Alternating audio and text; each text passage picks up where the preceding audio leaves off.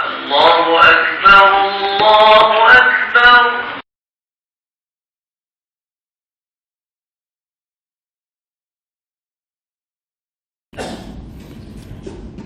بسم الله الرحمن الرحيم. السلام عليكم ورحمة الله وبركاته. الحمد لله رب العالمين، والصلاة والسلام على رسول الله صلى الله عليه وسلم وعلى آله وصحبه ومن اهتدى بهديه واستنى بسنته إلى يوم الدين.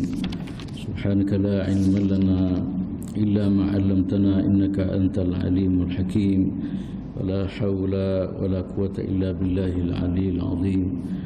رب اشرح لي صدري ويسر لي أمري واحلل عقدة من لساني يفقهوا قولي. عليك توكلنا وإليك أنبنا وإليك المصير. أما بعد. Alhamdulillah, muslimin dan muslimat yang dirahmati Allah Subhanahu wa taala sekalian, sama-sama kita syukur kepada Allah Subhanahu wa taala pada pagi ini. Alhamdulillah, walaupun dalam keadaan gelap, dalam keadaan susah payah, alhamdulillah kita sapa juga umat Allah Subhanahu wa taala untuk imarah masjid dengan solat berjemaah, kemudian dengan pengajian ataupun dengan majlis ilmu pada pagi ini.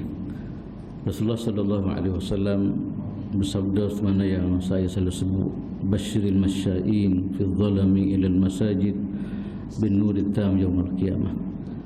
Nabi sallallahu alaihi wasallam katakan, gembiralah kepada orang yang berjalan mari masjid dalam keadaan gelap dengan cahaya yang begitu sempurna yang akan diberi oleh Allah Subhanahu wa taala. Dan kata lain, tentu semua jihad kita atau mujahadah yang kita lakukan, insya-Allah akan diberi pulangan oleh Allah Subhanahu wa taala. Dalam keadaan terabur-abur, dalam keadaan gelap mata tak berapa nampak, kita sapa juga masjid, insya-Allah akan dihadiah dengan cahaya yang sempurna pada hari kiamat. Dan kita harap insya-Allah kita dapat cahaya tersebut. Muslimin dan muslimat sekalian, insya-Allah untuk pagi ini saya nak bawa satu hadis yang berkaitan dengan persoalan zalim dan wajib kembalikan apa yang kita zalimi kepada orang yang dizalimi. Persoalan zalim itu semua satu persoalan yang besar dalam Islam lah.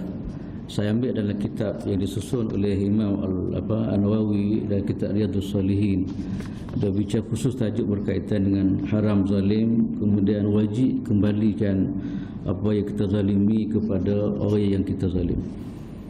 Sebab apa tuan-tuan semua, zalim ni kalau kita perhati dalam Al-Quran Karim, Allah Subhanahu wa taala sebut innallaha la yahdiz zalimin, ataupun Allah Subhanahu wa taala tidak akan bagi hidayah, tidak akan bagi petunjuk ataupun tidak suka kepada orang zalim. Allahu la yuhibbuz zalimin. Allah Subhanahu wa taala tak suka pada orang zalim, dan Allah Taala gambarkan di hari akhirat kezaliman ini bukan satu benda yang menyukakan. Kezaliman yang dilakukan oleh manusia adalah satu kegelapan yang akan berlaku di hari kiamat. Dan kata lain, kita akan dihukum, wal'azubillah, kita akan diseksa oleh Allah Subhanahu wa taala. Lepas tu dalam satu hadis Nabi sallallahu alaihi wasallam, sabda Nabi kata, ittaquz zulma fa innadz zulma zulumatun yaumal qiyamah. Takutlah, jauhlah kamu daripada kezaliman, kerana kezaliman akan buat kepada kegelapan pada hari kiamat. Wal'azubillah, kita minta berdoa kepada Allah Subhanahu wa taala. Dan tu semua kezaliman itu mana yang kita dah bincang sebelum ni lah. Orang yang kena zalim kadang-kadang apabila dah kat tangan dia kepada Allah Subhanahu wa taala, kemungkinan besar tu semua tu mana yang disebut oleh Nabi sallallahu alaihi wasallam, doa mereka tidak akan ditolak oleh Allah Subhanahu wa taala. Itulah sama-sama lah tu semua kita mengelak diri kita. Okey, jadi kita supaya jangan sikit abuk dia panggil apa terlibat dengan perkara-perkara inilah. Insya-Allah untuk hari ini saya akan buat satu hadis sebagaimana satu orang mati syahid di jalan Allah Subhanahu wa taala terhalang daripada masuk syurga dengan sebab zalim ataupun dengan sebab pengkhianatan. Daripada an Umar bin Khattab radhiyallahu anhu qala, lamma kana yaum Khaybar aqbala nafarun min ashabin Nabi sallallahu alaihi wasallam faqalu fulanun shahidun wa fulanun shahidun hatta marru ala rajulin faqalu fulanun shahidun. وقال النبي صلى الله عليه وسلم كلا إني رأيته في النار fi burdatin ghallaha aw aba'atin, rawahu Muslim. Satu hadis yang dicerita oleh Sayyidina Umar Al-Khattab radhiyallahu taala anhu, insyaallah saya akan terjemuh, mula-mula kemudian saya akan syarah satu-satu apa yang kita akan bincang pada pagi ini. Yang pertama sekali, tuan-tuan semua, hadis ini adalah riwayat daripada Ibnu Umar daripada Sayyidina Umar Al-Khattab radhiyallahu taala, menceritakan bahawa apabila berlakunya peperangan Khaybar dan ramai di kalangan sahabat, lebih kurang dia tak sampai 10 orang lah, lebih kurang 9 orang ke bawah menjumpa Nabi SAW, dan mereka disebut kepada Nabi, ya Rasulullah, orang ni syahid, orang ni mati syahid, orang ni mati syahid. Kemudian sahabat lalu kepada seorang lelaki, sahabat kata ini syahid. Tiba-tiba Nabi SAW mengatakan, kalla, tidak.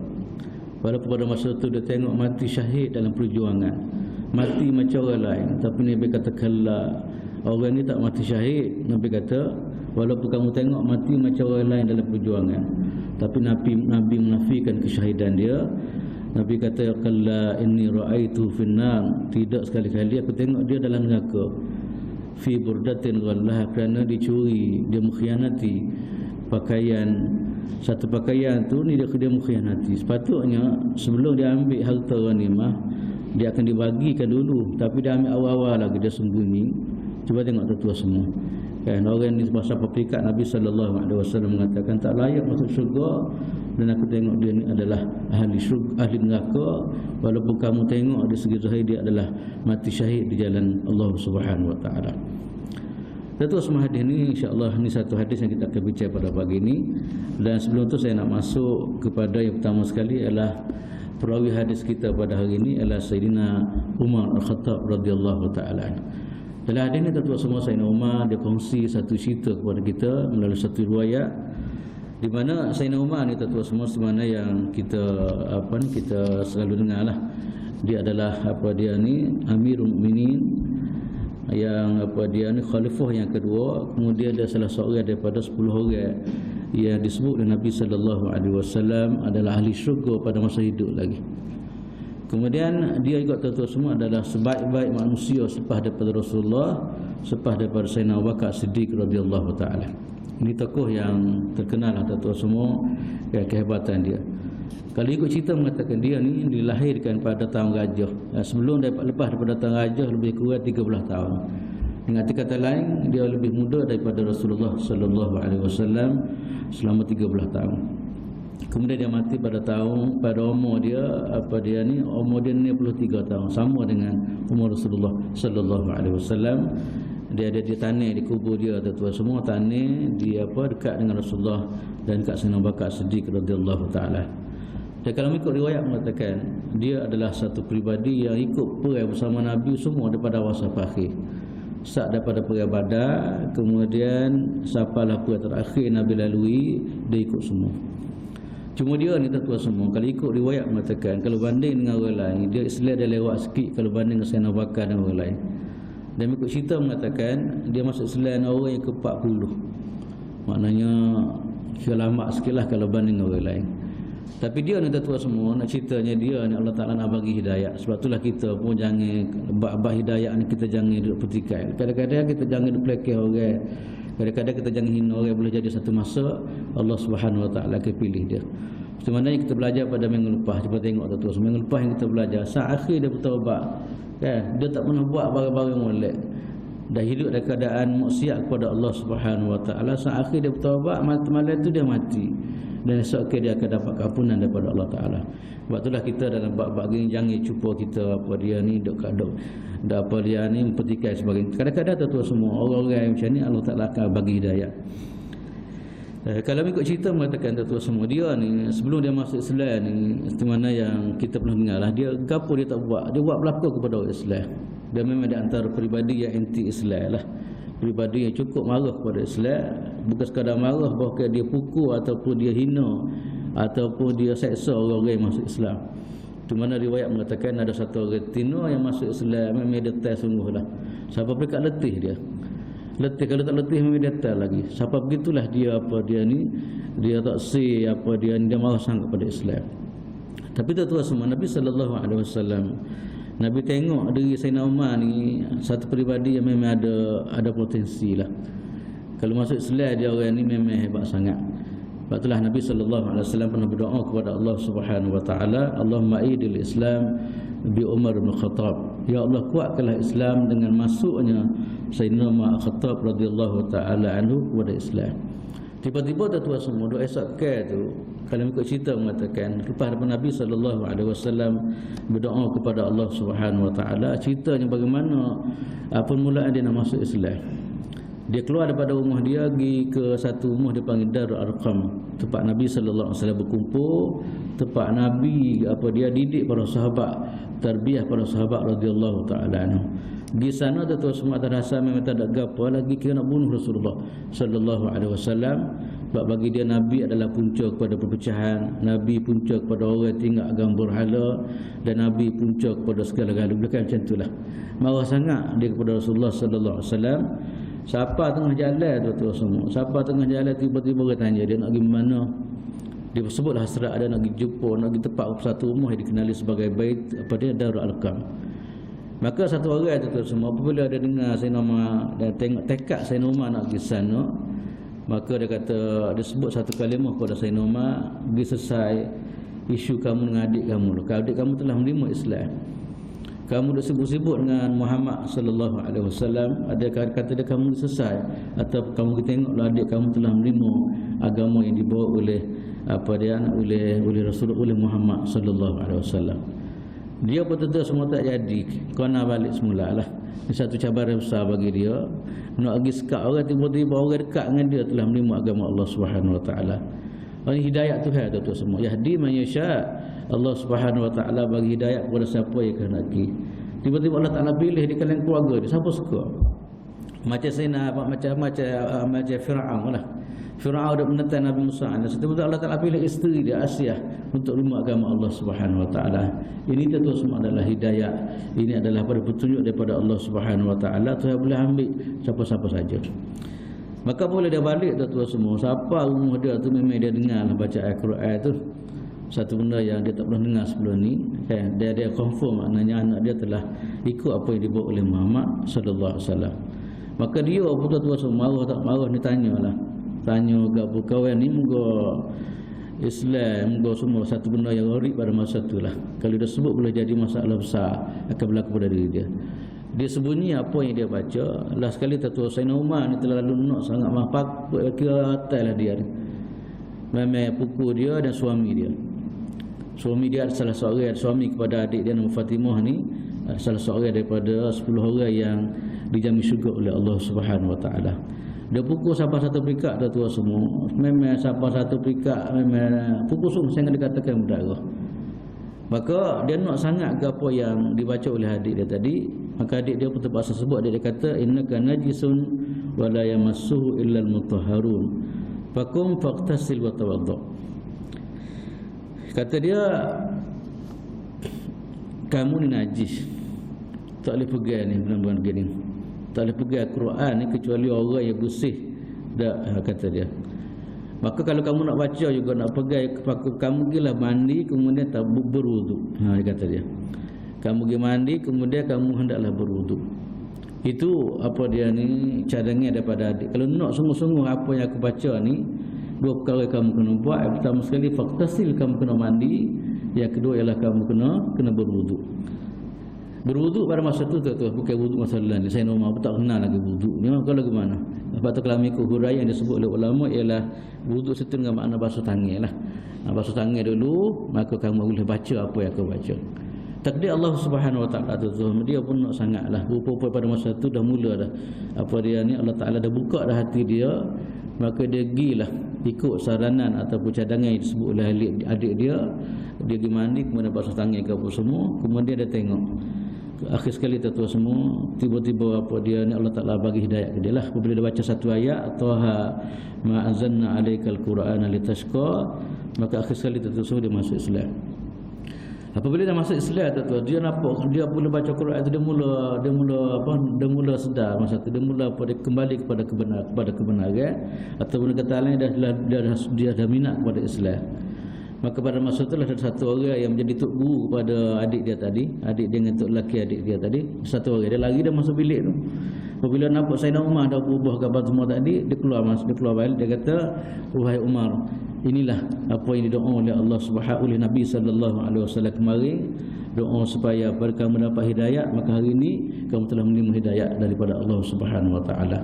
Maka dia pergi tu semua, dia pergi jumpa Nabi, dia pergi jumpa di rumah Bendar Arkam tadi, jumpa Nabi. Mula-mula tahu orang buka tengok, orang buka apa pintu tengok hitam, tengok Sayyidina Umar, kejutkan belaka. Sebab dia orang tahu Sayyidina Umar ni memang kepala pengak menentang Islam. Katanya Abbas kata dia tak apa, kalau dia mari nak kepada kebaikan, kita bagi kebaikan. Kalau dia nak buat jahat, kita boleh lawan juga, sama-sama hebat belaka. Maka tiba-tiba dia buka tu semua. Akhir sekali dia buka bukan nak bunuh Nabi, buka bukan nak mengkhianati orang yang telah menerima Islam, agama Allah Subhanahu wa taala, tapi akhir sekali dia tunduk, dia jumpa Nabi nak terima agama Allah Subhanahu wa taala. Betullah tuan-tuan semua, kemasukan Islam dia ni mana yang kita pernah dengar. Kadang-kadang di kalangan sahabat tak percayalah dengan sikap garai dan dengan sikap ganah, dan siapa satu perikat ada orang tino seorang sahabat, seorang kata dia la yuslim hatta tuslima himaru khattab. Tak mungkin dia masuk Islam kecuali kenderaan dia masuk Islam dulu baru, hemar dia atau kenderaan dia masuk Islam dulu, masuk Islam baru percaya. Siapa kitalah tu semua nak cerita, tapi hidayah Allah Subhanahu wa taala tak kira lah. Yang kadang-kadang kita tak percaya apa dia ni benda tu boleh berlaku. Tak, ini semua adalah hidayah daripada Allah Subhanahu wa taala. Dan tu semua apabila dia masuk Islam ni, Sayyidina Abdullah bin Mas'ud kata, mazilna aizzatan mundu aslama Umar. Kami rasa bangga, rasa hebat dengan masuknya Islam Sayyidina Umar Al-Khattab radhiyallahu taala. Sebab tu riwayat mengatakan para sahabat ni kalau dia tak berani nak beribadat di Baitillah, tapi setelah dia masuk Islam berani dah. Sebab adanya orang kuat, adanya orang hebat, iaitu Sayyidina Umar Al-Khattab radhiyallahu taala. Itulah tu semua apa dia ni sikit sebanyak berkaitan dengan sejarah apa dia tokoh kita pada pagi ini ialah Sayyidina Umar Al-Khattab radhiyallahu taala. Mengikut cerita ni mengatakan tuan-tuan semua, mengikut cerita ni mengatakan apabila berlakunya peperangan Khaybar. Perang Khaybar ni yang kedua saya nak bincang ni ialah peperangan Khaybar ni adalah satu peperangan yang berlaku pada tahun ke-7 Hijrah. Iaitu peperangan apa ni Rasulullah sallallahu alaihi wasallam dengan tentera Yahudi. Satu kawasan nama dia Khaybar.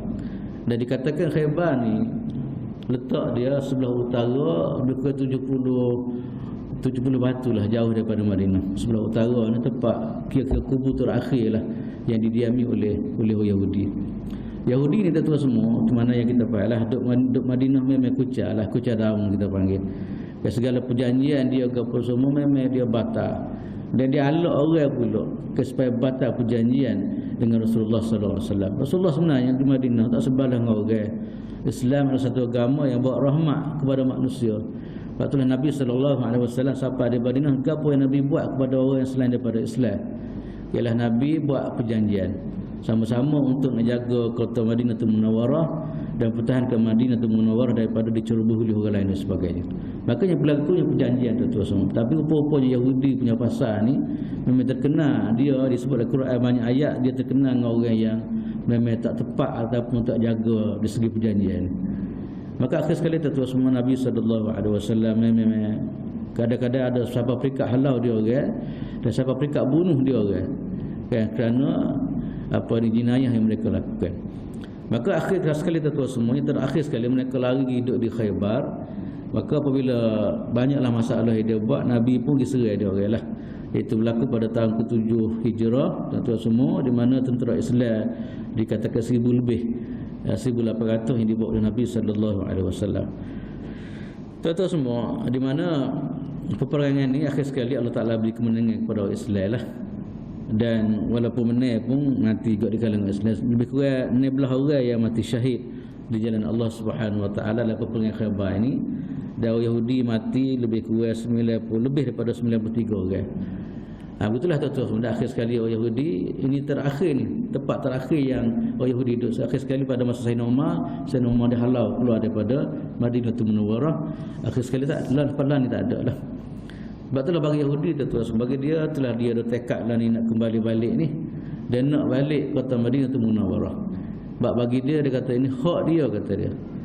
Sebab tu dalam duit dia orang tu, kalau kita tengok duit dia tak satu dia panggil Israel Raya lah ataupun Israel Kubra kita panggil. Dalam duit dia tu ada peta tu. Dan peta tu ada satu kawasan adalah kawasan Madinah. Dia ajar kepada anak buah dia, anak-anak daripada kecil lagi tak di duit. Kan? Untuk apa dia ingatkan bahawa Madinah adalah hak dia orang. Madinah adalah apa dia hak suasa daripada dia orang. Sebab itulah apabila Yahudi tu terus mendapat menawan apa Baitul Maqdis tahun 1997 tak saya. Apabila dia dapat tawan, maka salah seorang daripada materi orang Yahudi itu dia kata sekarang ni kita dah menuju kepada Madinatul Munawwarah. Sebab bagi dia kejatuhan Baitul Maqdis adalah laluan ataupun jalan untuk dia dapat untuk apa laluan untuk dia pergi ke Madinatul Munawwarah. Itulah tuan-tuan semua. Lah ni bukan ada mula dah ni. Kan? Nampak raja-raja Arab pun nampak dah minat ke Yahudi lah ni. Okay, sehari dua ni cuba tengok dia Dubai, dia dah mula tak payah visa, guna visa. Sama-sama negara Islam nak visa kan. Dah mula sekarang ni satu pakatan yang mana pakatan ada panggil tatbik, maknanya macam pergi boleh pergi marilah. Kemudian sampai satu perikat dia orang dah berbicara tak payah guna visa, tak payah ke apa. Kan? Tak masuk melalui serangan tentera tapi masuk dah mula masuk dalam bentuk macam tu. Nampak Saudi pun nampak ke arah tu. Kita doalah kepada Allah Ta'ala selamat. Dalam peperangan ni tuan-tuan semua, kembali kepada saya sebut tadi lah, ada peperangan ni rupanya meramah mati di kalangan orang Islam ke sebab kurang ni belah orang tadilah saya sebut tadi. Maka Rasulullah sallallahu alaihi wasallam didatangi oleh sahabat. Masa tu duk pekat tengok apa semua tu, Rasulullah sallallahu alaihi wasallam disebut oleh para sahabat, ya Rasulullah ini syahid. Syukurlah sebenarnya tuan semua. Maknanya syahid ni adalah dia panggil hadiah yang paling utama sekali bagi orang yang berjihad di jalan Allah Subhanahu wa taala. Tentu syahid ni semua orang nak berlaku lah. Sebab itulah para sahabat kita dengar cerita bagaimana sahabat perikat kadang-kadang tak ada nak mandi junub kerana bima takut lewat mati syahid. Tak ada nak makan gabah tamak kerana takut lewat mati syahid di jalan Allah Subhanahu wa taala. Sebab apa tuan-tuan semua, syahid ni pakat nak dan menjadi satu idaman kepada orang Islam sebenarnya. Sebab tu dalam doa yang diajar oleh Hasan Al-Banna rahimahullah taala, dalam sebut maknanya kita nak supaya Allah Ta'ala mati kita di jalan Allah ataupun syahid di jalan Allah Subhanahu wa taala. Itu antara hasrat yang kita nak lah. Siapa Haji Sukurdawi hak tua sekarang ni, ulama yang terhebat di Dubai, di kota sekarang ni, dia kata kalau boleh aku nak juga syahid di jalan Allah Subhanahu wa taala. Sebab mulia sangat tu mati syahid ni. Kalau kita perhati kepada Quran ataupun hadis Nabi sallallahu alaihi wasallam, saya nak sebut sini adalah beberapa keistimewaan yang Allah Subhanahu wa taala akan bagi kepada orang mati syahid. Yang pertama sekali ialah Allah Taala anggap orang mati syahid sebagai orang hidup. Walaupun kita nampak mati. Kan? Wala tahsaban wala yahsaban dalam Quran sebut maknanya kamu sangka makna orang mati syahid, orang mati di jalan Allah Taala tu dia mati. Tapi dia bal ahya'un 'inda rabbihim, maka dia hidup di sisi Allah Subhanahu wa taala. Cuba tuan-tuan tengok adalah sejarah lan ni lah. Lan ni berlaku perang di Suria ataupun negara Syam sekarang ni. Dan bila perang dia menggunakan bom kadang-kadang apa semua Rusia. Kadang-kadang semua kubur tu kadang-kadang terbuka, kadang-kadang terbuka kubur dan didapati di sana ada kadang-kadang mayat-mayat yang masih segar kita dapat. Kan? Segar pada dah beratus tahun ataupun ribu tahun lebih dia disyahid oleh Allah Subhanahu wa taala. Dan masih dia kadang-kadang semua tu kadang-kadang dikatakan apa dia ni masih ada darah seorang macam tu, masih segar lagi. Kan? Ini akan jadi saksi di hadapan Allah Subhanahu wa taala pada hari kiamat. Yang kedua pula tuan-tuan semua, orang mati syahid ni Allah Taala akan mulia pada hari akhirat. Antara kemuliaan yang Allah Taala bagi ialah Allah Taala apa dia nak ampun dosa-dosa dia. Maka itulah kemuncak sebenarnya pengampunan ni, kemuncak kebahagiaan manusia di hari akhirat. Sebab manusia ni celaka oleh azubillah ataupun dihina di hari akhirat kerana dosa lah. Tapi kalau bila manusia dosa tak ada, maka dengan kata lain dia akan dimulia oleh Allah Subhanahu wa taala. Sebab tu dalam satu riwayat mengatakan syahid yukfar kullu syai'. Maknanya orang mati syahid Allah Taala hapus segala-galanya kecuali hutang. Okey, makna kata lain orang mati syahid ni Allah Taala akan beri keampunan lah. Kemudian ada dikatakan tuan-tuan, ada riwayat mengatakan orang mati syahid ni Allah Subhanahu wa taala akan berkuasa syafaat untuk syafaat orang yang berada di sekitar dia, anak beranak dia dan sebagainya. Sebab itulah satu keuntungan yang besar lah bagi keluarga yang ada anak dia mati syahid dan sebagainya. Sebab mati syahid anak ni lah akan diberi peluang, akan diberi ruang kepada Allah Subhanahu Wa Taala untuk tolong keluarga dia. Bukan sikit, dikatakan puluhan orang yang akan diberi syafaat oleh orang mati syahid di jalan Allah Subhanahu Wa Taala. Kemudian yang tiga pula tuan-tuan semua, antara ataupun yang bapa saya sebut tadi adalah kemuliaan orang mati syahid ini, dia akan duduk dari derajat syurga Firdaus. Syurga yang paling tinggi sekali. Bukan bawah-bawah duduk. Sebab itulah Rasulullah kata, kalau kamu nak minta syurga, mintalah Firdaus. Mintalah syurga Firdaus, dia adalah syurga yang paling tinggi sekali si Allah Subhanahu Wa Taala. Maknanya orang yang mati syahid tu sangat kurban segala-galanya, hatta nyawa dia kurban untuk Allah Subhanahu Wa Taala, maka dia akan dilayani, dia akan dihargai oleh Allah Subhanahu Wa Taala dengan satu tempat yang begitu mulia, dia panggil Firdaus.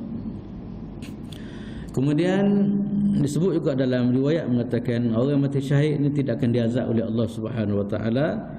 Kemudian Allah Taala apa dia, banyak lagi kesemua lain yang Allah Taala akan bagilah.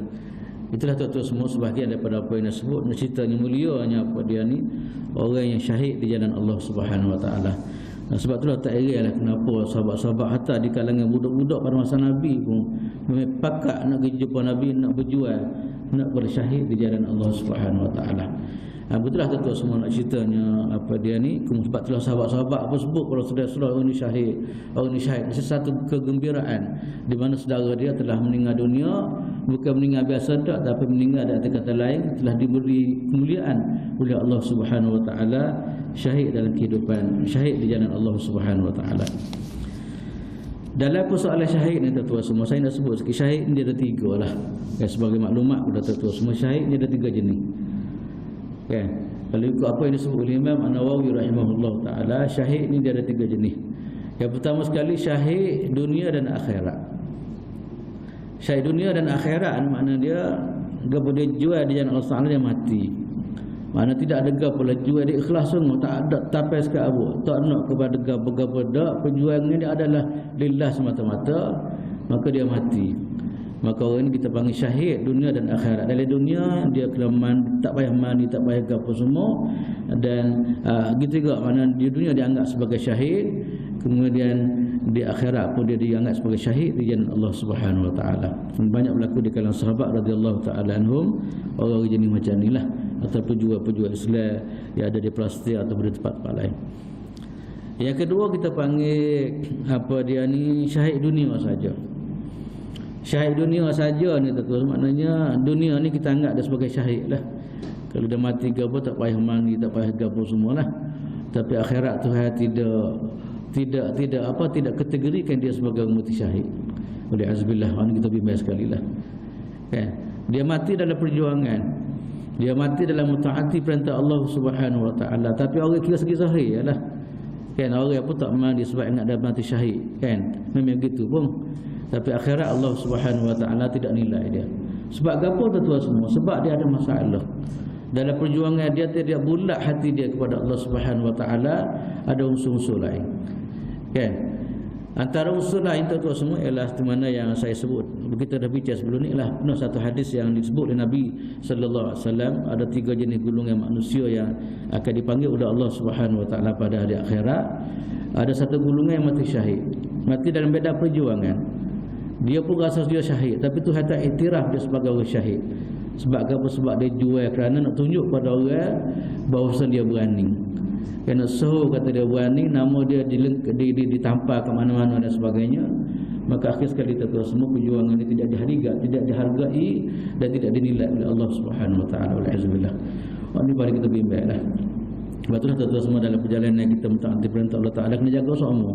Takut mari masjid, kadang-kadang takut ada benda-benda lain. Nak tunjuk ke orang ke, kita memang takut belakang apa tengah jalan orang nampak kita mari masjid comel dah, tapi rupa-rupanya ada unsur lain yang ada dalam hati kita. Ini kita paling bimbang sekali. Sebab itulah tuan-tuan semua, ini walaupun dalam kehidupan dunia kita nilai dia sebagai mati syahid, kita tak payah mandi, tak payah bergapo di mana yang orang syahid yang lain, tapi Allah Ta'ala tak nilai dia hari akhirat. Wal'azubillah. Yang ketiga kita panggil syahid akhirat. Syahid akhirat ni gini tu. Syahid akhirat ni maknanya apa dia? Syahid akhirat ni dalam dunia dia mati tu kita kira mandi macam biasalah. macam ramah-ramah. Dia mati, kita mandi, kita buka apa semua kan, macam ramah-ramah lah. Tapi amalan yang dibuat dalam kehidupan dia mati tu dalam keadaan comel tu, ada sungguh-sungguh kematian, Allah Ta'ala kira dia adalah mati syahid di hari akhirat. Dia panggil syahid akhirat lah. Gapo dia syahid akhirat tu semua. Di antaranya Nabi sebut dalam hadis, Nabi kata asyuhada khamsatun. Nabi kata syahid akhirat ni, orang mati syahid ada 5 perkara. Yang pertama sekali ialah pada al-mat'un. Dia yang kedua ialah apa dia ni, al-qabtun. Yang ketiga ialah al-gharik. Yang keempat ialah sahibul hadami. Yang kelima ialah syahid fi sabilillah. Nabi SAW sebut antara kategori yang 75 perkara mati syahid ni, Nabi sebut dalam hadis ni 4 daripadanya syahid dunia, syahid akhirat. Yang kelima ialah syahid dunia dan akhirat. Gapo dia tu semua syahid apa dia ni, syahid dunia ni, syahid akhirat antaranya orang mati dengan sebab ada penyakit dalam perut dia. Dia mati, katakanlah dia mati ni kerana kesal daripada sakit perut, tak kira lah sakit gapo pun kan. Ini satu kemuliaan yang Allah Ta'ala bagi kepada orang penyakit macam ni, sakit perut, sakit gapo jantung, gapo sebagainya, sakit perut lah, sakit dalam perut kan. Sampai akhir sekali bawa kepada dia mati. Maka orang macam ni kalau dia sabar menghadapi ujian Allah Subhanahu Wa Ta'ala, maka akhirat tu semua akan dilayani, akan dihargai oleh Allah Subhanahu Wa Ta'ala sebagai syahid. Yang kedua pula tuan-tuan semua ialah ada al-mat'un tadi, bukan saya silap ialah orang apa dia ni, orang yang apa dia, orang yang penyakit ta'un, orang kena penyakit ta'un kan. Arti mana yang kita dah dengar kan, dalam pada masa sahabat orang banyak orang mati sakit ta'un ni. Maka orang sakit ta'un sebahagian daripada orang mati syahid di akhirat. Yang kedua macam saya sebut adalah, yang kedua ialah orang mati dalam perut, sakit dalam perut, sakit dalam perut, sakit ke apa pun daripada sakit dalam perut tadi, maka dia meninggal dunia. Yang ketiga pula tuan-tuan semua, syahid dunia ni kita panggil al-ghari, orang yang tergelar dalam air. Tapi bukan dia semai, dia sengaja tergelar, tak boleh tu bunuh diri, tu tak boleh, tu neraka tu kan. Orang ni memang dia tergelar, dia memang dia tergelar lah, tak boleh selamat diri dia daripada jatuh dalam air, kemudian akhir sekali dia mati dengan sebab tergelar. Maka orang ni tuan-tuan semua, kata Nabi SAW, dia adalah sebahagian daripada orang yang dianggap sebagai syahid di hari akhirat. Yang keempat pula tuan-tuan semua ialah syahid dunia ni ialah sahibul hadami. Dia dihempap oleh apa ni, tak kira rumah ke ataupun dinding ke, jatuh tadi je katakanlah, ataupun bukit ke jatuh tadi je katakanlah kan. Maka dia mati dengan sebab tadi. Tengok Allah Ta'ala mulia, dia adalah syahid di hari akhirat. Ni 4 bentuk apa dia ni yang disebut oleh Nabi SAW. Atau riwayat lain ada lagi lah, mana orang mati syahid dia dianggap sebagai syahid akhirat. Yang kelima adalah hadis ni ialah syahid dunia akhirat, ialah orang mati di jalan Allah Subhanahu Wa Ta'ala. Orang ni adalah orang mati syahid dunia dan akhirat. Itulah tuan-tuan semua antara apa pembahagian ataupun disebut sebagai apa dia, kategori orang syahid yang dibincang oleh ulama. Yang kita naknya yang pertama tu dah, yang pertama dan hak akhir. Yang tengah-tengah tak sih. Yang tengah-tengah tu nampak comel, orang mulia dia tak mandi, tapi rupa Allah tak nilai dia. Itu tak sih kita kan. Maka tuan-tuan semua, dalam kisah ni apabila sahabat-sahabat tersebut syahid apa semua tadi, maka tiba-tiba apa dia ni, siapa satu ramai jalan-jalan, siapa satu kubur, siapa satu mayat. Dia orang tu kata, apa fulanun syahid, ya Rasulullah, ini syahid ya Rasulullah.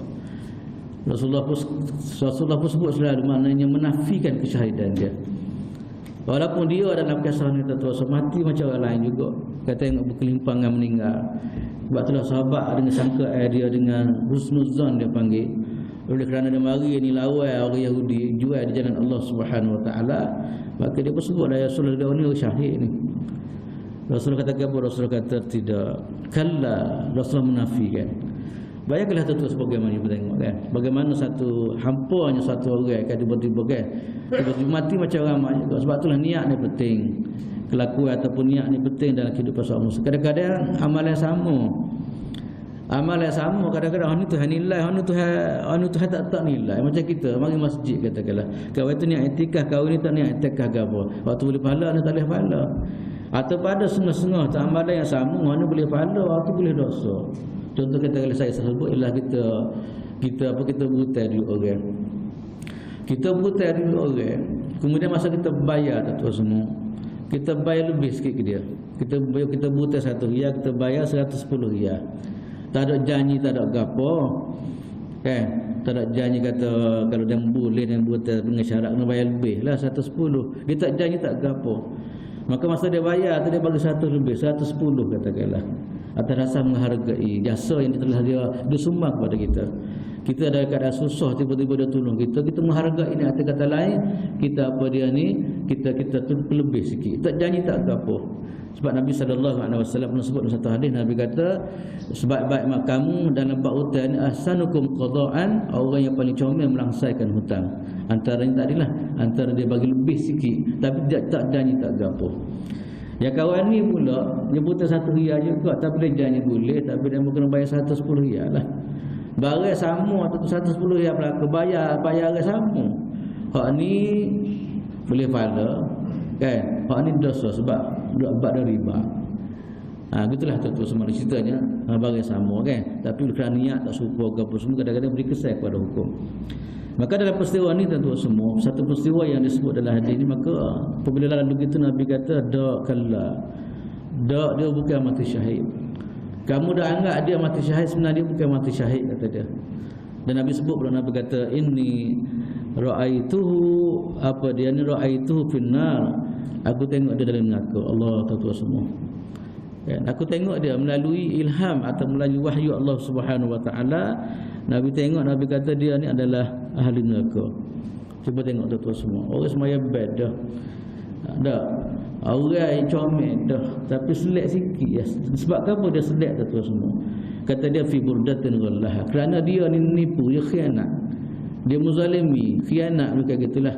Dia ambil pakaian sebelum dibagi lagi dalam perjuangan. Sebab dalam perjuangan dalam Islam, apabila harta ghanimah dapat, kita boleh ambil halal.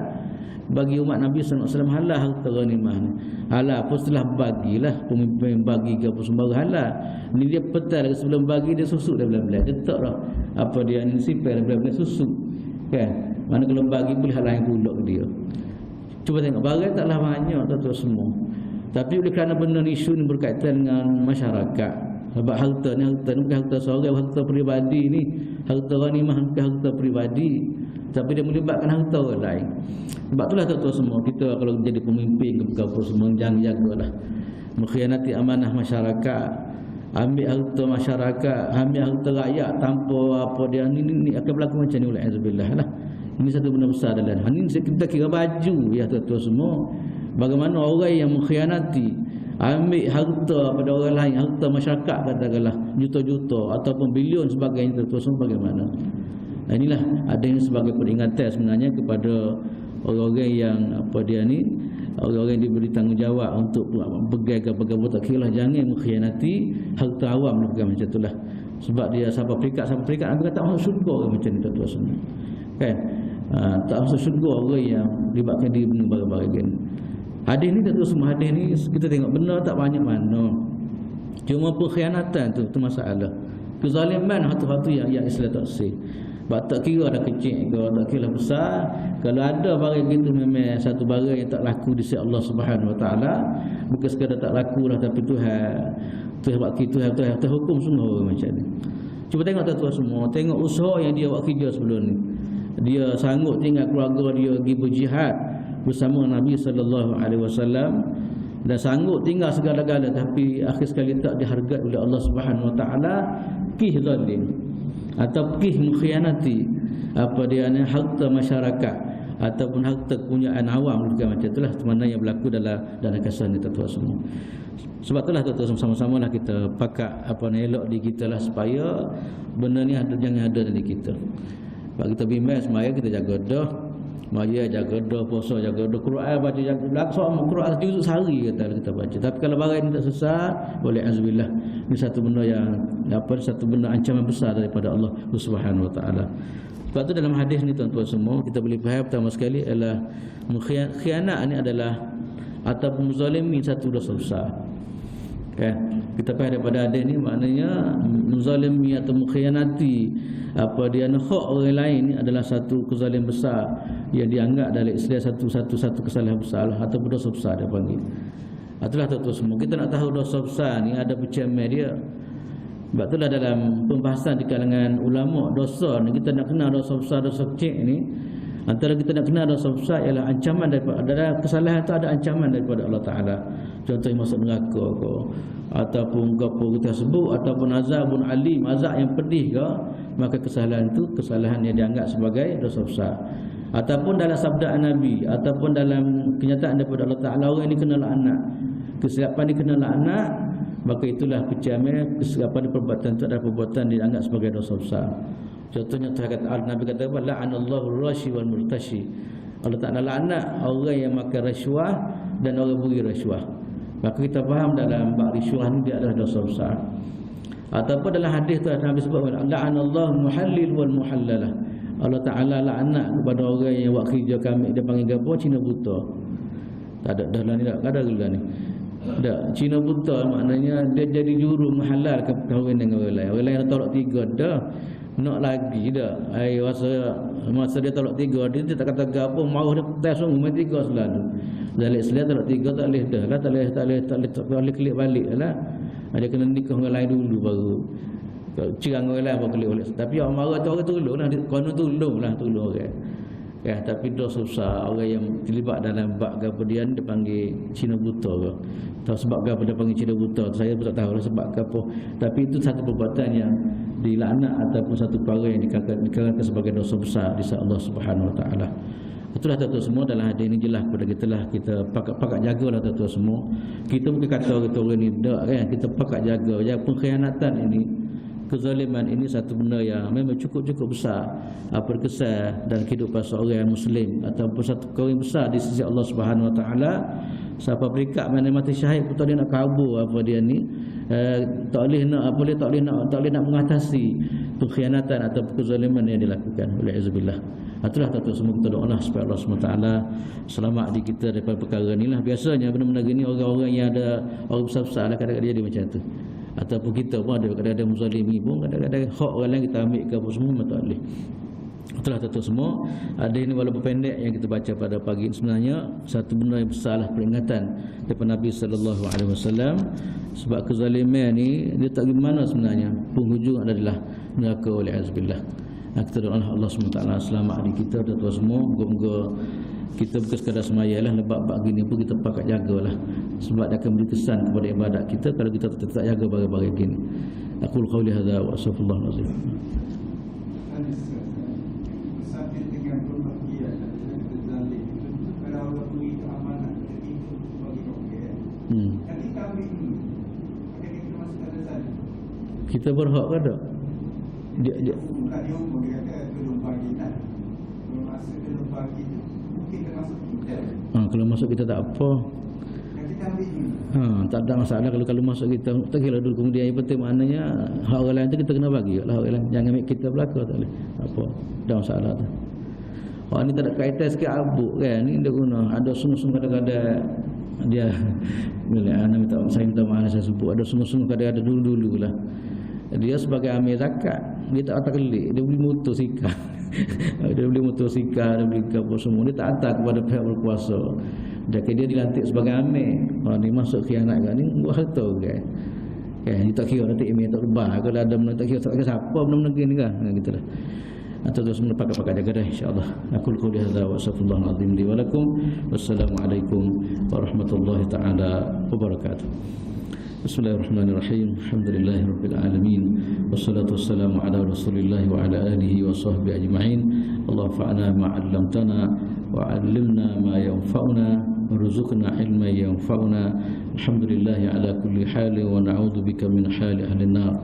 Allahumma ij'alna minal ladzina yastami'una al-qawla fayattabi'una ahsanah. Allahumma ij'alna minal ladzina yastami'una al-qawla fayattabi'una ahsanah. Allahumma ij'alna minal ladzina yastami'una al-qawla fayattabi'una ahsanah. Allahumma ij'al jam'ana hadha jam'an marhuma wa tafarruqana min ba'dihi tafarruqan ma'suma. 'Alaika tawakkalna wa ilayka anabna wa ilaikal masir. Rabbana atina fid dunya hasanah wa fil akhirati hasanatan wa qina adzaban nar wa qina adzaban nar wa qina adzaban nar. Wa sallallahu ala sayyidina Muhammadin wa ala alihi wa sahbihi wa sallam. Walhamdulillahi rabbil alamin. Subhanakallahumma wa bihamdika asyhadu an la ilaha illa anta astaghfiruka wa atubu ilaik.